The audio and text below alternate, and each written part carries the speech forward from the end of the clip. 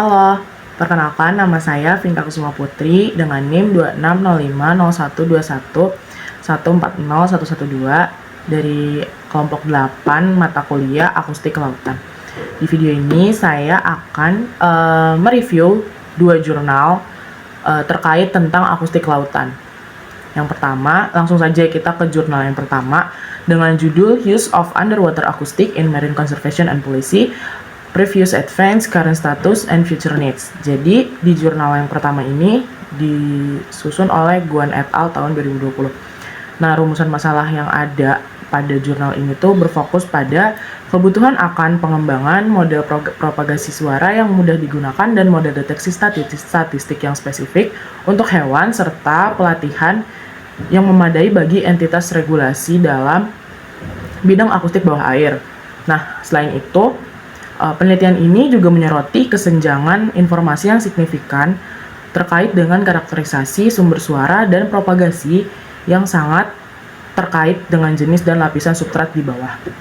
Nah, masalah-masalah ini yang menjadi fokus utama dalam upaya mengevaluasi dampak suara terhadap kehidupan laut. Kemudian, di jurnal ini atau di penelitian ini tuh parameter akustiknya itu yang digunakan itu adalah karakterisasi sumber suara bawah air, model propagasi suara, analisis dampak, serta analisis dampak kronis dan landscape suara dalam konteks konservasi dan kebijakan dalam kelautan. Kemudian tantangan dan hambatan yang ada dalam penelitian atau jurnal ini adalah yang pertama itu tantangan utamanya adalah kurangnya informasi terkait dengan karakterisasi sumber suara dan propagasi yang sangat terkait dengan jenis dan lapisan substrat yang ada di bawah. Nah, hal ini tuh mengakibatkan kesulitan dalam mengembangkan model propagasi suara yang akurat dan spesifik untuk hewan laut. Kemudian, tantangan selanjutnya yaitu kebutuhan akan aksesibilitas model propagasi suara kepada komunitas regulasi. Nah, yang sebagian besar itu terdiri dari biologis konservasi dan spesialis kebijakan lingkungan. Kemudian untuk hasil dan pembahasannya di sini tuh hasil penelitian itu memberikan wawasan yang mendalam tentang tantangan dan hambatan dalam pengembangan model propagasi suara yang akurat dan spesifik untuk biota laut, serta memberikan rekomendasi untuk meningkatkan aksesibilitas dan kemudahan penggunaan model propagasi suara dalam konteks kebijakan di kelautan. Nah, penelitian ini juga memberikan pemahaman yang lebih baik tentang karakterisasi sumber suara bawah air dan model propagasi suara yang sangat terkait dengan jenis dan lapisan substrat yang di bawah. Nah, hal ini memberikan kontribusi yang penting dalam upaya untuk memahami dan mengevaluasi dampak suara bawah air terhadap lingkungan laut. Oke, lanjut ke jurnal yang kedua dengan judul Impacts of Simulate Infaunal Activities on Acoustic Wave Propagation in Marine Sediments yang disusun oleh Dorgan et al. Tahun 2021. Di mana penelitian ini tuh membahas tentang pengaruh manipulasi seperti penggalian irigasi, pemadatan, dan penyisipan tabung kerang terhadap rasio kecepatan suara. Nah, dan redaman dalam inti sedimen. Dan di penelitian ini juga mempelajari bagaimana kedalaman inti dari frekuensi gelombang akustik mempengaruhi rasio kecepatan suara dan redaman dalam inti sedimen. Nah, metode akustik yang digunakan yaitu meliputi pengukuran kecepatan suara dan redaman dalam inti sedimen menggunakan transducer dan receiver, di mana kecepatan suara ini dihitung dari waktu penerbangan yang diukur sebagai jeda antara sinyal dan ditransmisikan lalu diterima melalui air dan sedimen. Kemudian redaman ini itu dihitung dari amplitudo maksimum dari 2 atau 3 siklus setengah satu sinusoid fase positif yang diterima melalui air dan sedimen. Terus selanjutnya tantangan dan hambatan yang ada dalam penelitian ini itu yang pertama tantangan utamanya yaitu dalam mereplikasi kondisi alami di lingkungan sedimen laut dalam lingkungan laboratorium. Nah, hal ini tuh melibatkan manipulasi seperti penggalian, irigasi, pemadatan, dan penyisipan tabung kerang untuk mensimulasikan aktivitas infauna. Nah, selain itu, pengukuran akustik dalam inti sedimen ini juga memerlukan teknik yang cermat dan presisi tinggi untuk mendapatkan data yang akurat. Dan perubahan kecil dalam kondisi lingkungan laboratorium juga dapat mempengaruhi hasil dari pengukuran akustik tersebut. Nah, untuk hasil dari penelitian ini tuh menunjukkan bahwa irigasi dan pemadatan memiliki efek minimal pada rasio kecepatan suara, tetapi meningkatkan redaman itu sendiri. Nah, pada frekuensi yang lebih tinggi, perubahan redaman lebih besar. Nah, dengan demikian, irigasi dan pemadatan memiliki dampak kecil, namun tetap signifikan pada properti akustik dari inti sedimen. Nah, bahwa dari kedalaman inti dan frekuensi gelombang akustik mempengaruhi rasio kecepatan suara dan redaman dalam inti sedimen. Peningkatan rasio kecepatan suara ini dengan kedalaman inti itu memberikan frekuensi 200 dan 400 kHz konsisten dengan peningkatan kecepatan suara pada kedalaman yang lebih besar. Namun, perubahan redaman lebih besar pada frekuensi yang lebih tinggi. Hal ini konsisten dengan penelitian yang sebelumnya yang menunjukkan peningkatan redaman pada frekuensi yang lebih tinggi. Sekian, terima kasih. Perkenalkan, nama saya Hani Aulia Ramadhani dengan NIM 260501211400089. Pada kali ini saya akan memaparkan hasil resum saya dari 2 jurnal internasional. Jurnal yang pertama yaitu Wavelet Applications for Turbulence Characterizations of Real Tidal Flows Measured with an ADCP by Naberis et al. 2023.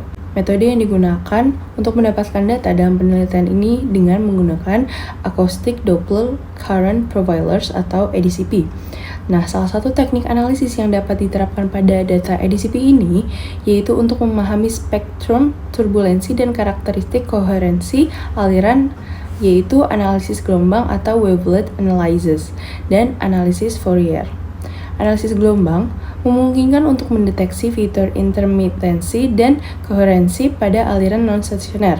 Sementara aliran Fourier digunakan untuk mengidentifikasi komponen periodik dalam deret waktu. Rumus yang digunakan pada penelitian ini yaitu transformasi Fourier, kemudian transformasi gelombang, dan spektrum. Tantangan dan hambatan pada penelitian ini yaitu adanya keterbatasan data, di mana perangkat yang hanya mampu mengumpulkan data dalam rentang waktu tertentu atau adanya pergerakan perangkat yang menyebabkan sebagian data harus dibuang. Kemudian ada analisis non-stasioner di mana karakteristik aliran laut yang diteliti cenderung non-stasioner sehingga diperlukan metode analisis yang mampu menangani fluktuasi non-stasioner dalam rentang waktu yang singkat. Hal ini memerlukan penggunaan metode analisis gelombang yang lebih kompleks. Terakhir, itu ada interpretasi hasil. Dalam memahami spektrum turbulensi dan koherensi instan yang penting untuk pemahaman beban turbulensi pada alat penghasil energi gelombang laut. Hasil dari penelitian ini yaitu studi menunjukkan bahwa metode analisis gelombang mampu mengidentifikasi spektrum turbulensi yang lebih akurat dibandingkan dengan metode Fourier tradisional. Kemudian, analisis gelombang memungkinkan untuk mengidentifikasi intermitenan dan koherensi dalam aliran yang penting untuk memahami interaksi antara fluida dan beban turbulensi pada alat energi penghasil gelombang.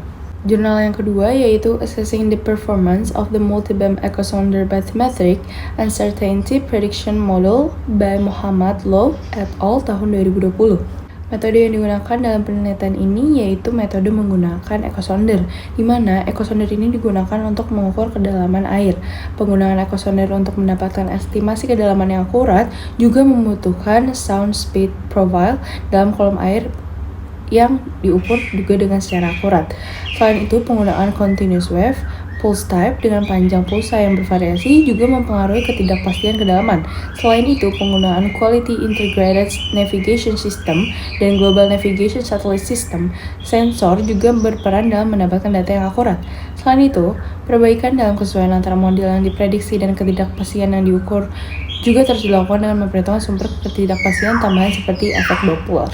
Rumus yang digunakan dalam penelitian ini yaitu rumus ketidakpastian kedalaman total yang dinyatakan dengan, kemudian patch permukaan dimodelkan dengan asumsi bidang atau polinomial B kuadrat, dan estimasi kuadrat terkecil dari komponen varians.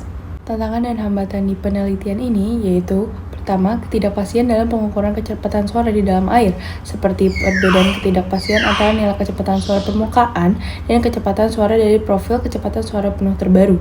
Kemudian, ketidakpastian dalam pengukuran kecepatan suara di berbagai lokasi juga menjadi hambatan yang mempengaruhi akurasi estimasi kedalaman.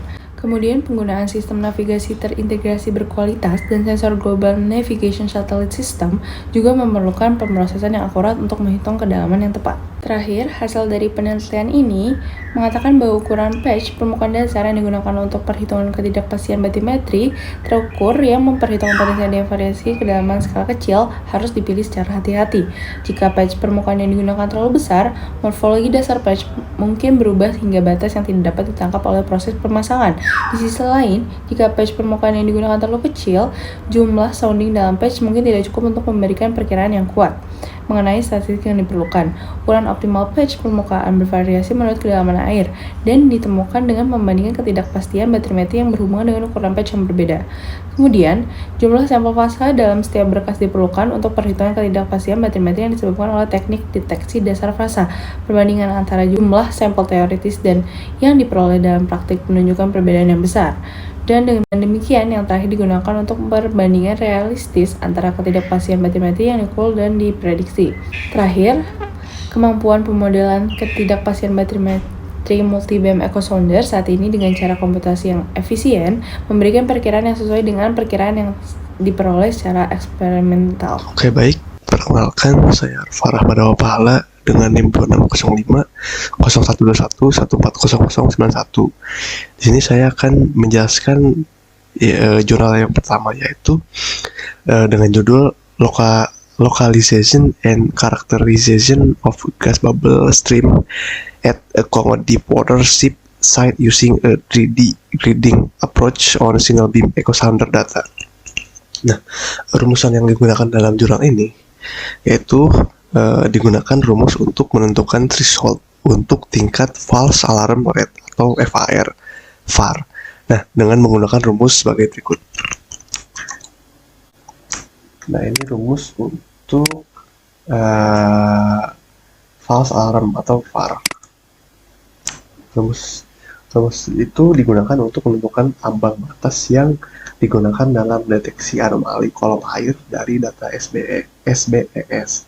Nah, selain itu, juga digunakan rumus untuk menghitung distribusi relief dari noise dalam data yang direkam, yaitu sebagai berikut.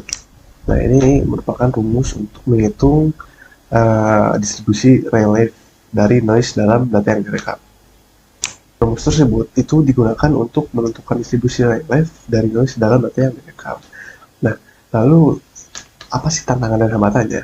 Nah, jadi tantangan dan hambatan dalam penelitian ini antara lain adalah adanya noise yang berasal dari berbagai sumber seperti thruster noise, sinyal dari sistem sonar lain, backscatter plankton di kolom air bagian atas, atau noise latar belakang di kolom air. Nah, noise tersebut dapat mengganggu kualitas data dan membuat estimasi threshold menjadi tidak dapat diandalkan. Nah, terutama pada tingkat kebisingan yang sangat tinggi. Selain itu, ukuran jelek footprint yang terbatas dari single beam echo sounder atau SBES juga menjadi hambatan dalam pemetaan area yang luas di dasar laut dan kolom air. Nah, lalu apa sih hasil dari penelitian tersebut? Jadi hasilnya itu di dalam jurnal ini berhasil mendeteksi dan lokalisasi aliran gelembung gas di dasar laut menggunakan pendekatan grid 3D pada data single beam echo sounder. Nah, gambar-gambar yang dihasilkan dari penelitian ini mencakup peta amplitudo, slice kedalaman dengan resolusi lateral yang lebih besar dari ukuran jejak footprint asli SBES atau single beam echo sounder, serta tumbukan data kolom air SBES untuk menilai variasi data skala kecil dalam aktivitas seepage. Lalu jurnal yang kedua yaitu berjudul Measurement of Acoustic Reflection of Tuna Fish Using Echo Sounder Instrument. Nah, jadi rumusan yang digunakan dalam penelitian ini adalah sebagai berikut. Ini merupakan rumusan untuk penelitian di dalam ya. Yang pertama itu big eye untuk tuna jenis big eye, lalu yang di bawahnya ini tuna dengan jenis yellowfin. Nah, apa sih tantangan dan hambatan dalam penelitian tersebut? Yaitu yang pertama itu keterbatasan waktu dan sumber daya dalam melakukan pengukuran target strange ikan tuna menggunakan metode akustik. Lalu yang kedua tuh kompleksitas penyebaran suara oleh ikan yang membuat sulit untuk mendapatkan nilai target strange yang akurat. Yang terakhir, ketergantungan nilai target strange pada fisiologi internal ikan, gelembung renang, perilaku ikan, dan orientasi tubuh ikan terhadap sinar yang dipancarkan. Nah, lalu apa sih hasil dari penelitian ini? Nah, jadi hasilnya itu yang pertama ada pengukuran target strange ikan tuna itu bergantung pada panjang ikan dan volume gelembung renang. Yang mana tuna mata biru itu memiliki target strange yang lebih tinggi daripada tuna sirip kuning dengan ukuran yang sama. Lalu hasil yang kedua itu volume gelembung renang memainkan peran penting dalam menentukan target strange. Nah, hasil yang terakhir ini, yang mana penelitian ini memberikan data yang sangat berharga untuk memahami ikan tuna menggunakan teknik akustik di bawah air. Oke, mungkin cukup sekian pemaparan resume jurnal dari saya. Mohon maaf apabila ada kesalahan baik itu perkataan ataupun perbuatan. Wassalamualaikum warahmatullahi wabarakatuh.